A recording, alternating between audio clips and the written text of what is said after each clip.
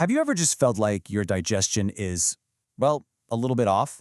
Or maybe you're wondering if there are simple food choices you could be making for your overall health. Well, you're in the right place. Today, we're going to dive deep into the world of probiotic foods, what they are, why they matter, and most importantly, some super easy ways to get them into your diet for a happier gut. Let's get right into it. So let's kick things off with a little question. You've definitely seen these foods at the grocery store, right? Yogurt, kimchi, kombucha. What's the thread that connects all of them? Well, they are all absolutely packed with something called probiotics. And that's exactly it. Probiotics are live, beneficial bacteria. Just think of them as these tiny little helpers for your entire digestive system. When you eat foods that are rich in probiotics, you're basically sending in reinforcements for your gut microbiome. That's the community of trillions of microbes living inside you that play a massive role in your health. But, why should we even care so much about our gut microbiome? It's easy to think it's all just about digestion, but trust me, it is so much more than that. Here's the deal. A balanced gut is basically a cornerstone for your overall well-being. Yeah, it helps with smooth digestion, for sure, but the health of your gut is also directly tied to how well your immune system can fight off things like the common cold. And the latest research, it suggests it can influence everything from your energy levels to your long-term health. It's a pretty big deal. All right, so the big question is, how do we get more of these amazing beneficial bacteria? Let's run through what I'm calling the probiotic hit list, starting with some of the most popular and powerful foods out there. First up, let's talk about the dairy dynamos. These are probably the probiotic foods you're most familiar with, and honestly, for good reason. They're easy to find, they're delicious, and they really work. Get a load of this number. 100 million. That is the minimum number of live cultures per gram that a yogurt has to have when it's made to get that official live and active culture seal. We're talking about a huge dose of good bacteria in every single spoonful. And hey, if you think that's impressive, you've got to check out kefir. This is a fermented milk drink, and it can have up to 61 different strains of beneficial bacteria. Talk about diversity. That incredible variety makes it a true powerhouse of probiotics.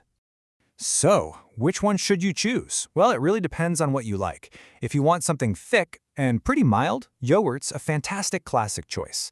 But if you're looking for something you can drink, something a little more tangy, and something packed with an even wider range of probiotics, you should definitely give kefir a try. Oh, and bonus, it's usually lower in lactose, which is great if you have a sensitivity.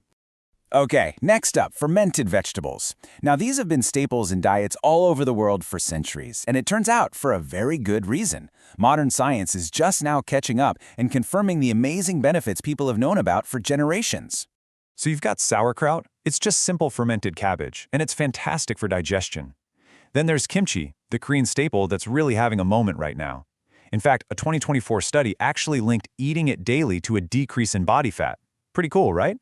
And a quick tip for all you pickle lovers out there. Make sure they're fermented in brine, not vinegar, if you want to get those live probiotics.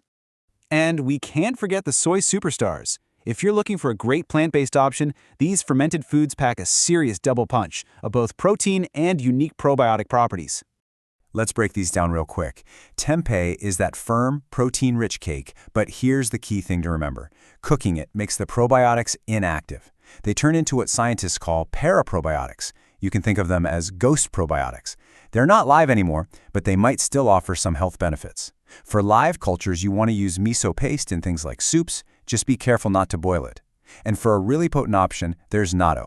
It's sticky, fermented soybeans, absolutely loaded with the live strain Bacillus subtilis. Okay, so now you know what to look for, but I've got to be honest, buying these foods can be a little tricky. Not all fermented products are created equal, so let's talk about how to shop smart to make sure you're actually getting those precious live cultures. Let's use sauerkraut as the perfect example. The kind you see in a can on a shelf has been pasteurized. That means the heat has killed off all the good bacteria. So, to get the real probiotic benefit, you have to look for the raw, unpasteurized kind that's sold in the refrigerated section of the grocery store. And this is absolutely crucial for pickle fans. A lot of the common pickles you see on the shelf are just cucumbers sitting in vinegar. They have zero probiotic value. The key is to read the label really carefully. You need to find jars that specifically say fermented, and you'll almost always find them in the refrigerated aisle too. Now, for dairy products, things are a whole lot simpler. All you have to do is look for this seal. The Live and Active Cultures logo is your guarantee that you're getting a product that's packed with beneficial bacteria. It's basically the easiest shortcut to finding the real deal. All right, now that we know what to eat and how to buy it, let's circle back to the why. What does the actual science say about the benefits of adding these foods to our diets? The research is really promising. Eating probiotics regularly may help with a whole range of things, from easing skin conditions like eczema to helping lower high cholesterol. They can also support weight management, help with the digestive issues that sometimes come with antibiotics, and may even mean you get sick less often with things like respiratory infections. So, are you feeling inspired? I hope so. Let's pull all this great information together into a simple, practical action plan that you can literally start using today. And the goal could not be simpler. You do not need to overhaul your entire diet. Just aim for 1 to 2 servings of probiotic-rich foods each day. That's it. It's a really small change that can have a huge impact over time. And getting started is way easier than you think. How about this? You could blend some kefir into your morning smoothie. I promise you won't even taste it. Or try swapping out mayonnaise for plain yogurt to make a creamy, tangy, and much healthier dip. For lunch, why not add a zesty crunch to your salad or sandwich with a little sauerkraut or kimchi? And when that afternoon craving for a soda hits, maybe grab a bubbly kombucha instead. So there you have it, your complete guide to the what, the why, and the how of probiotic foods. Now there's really only one question left. Looking at all of these delicious options, which one are you going to try first? Thanks for joining me.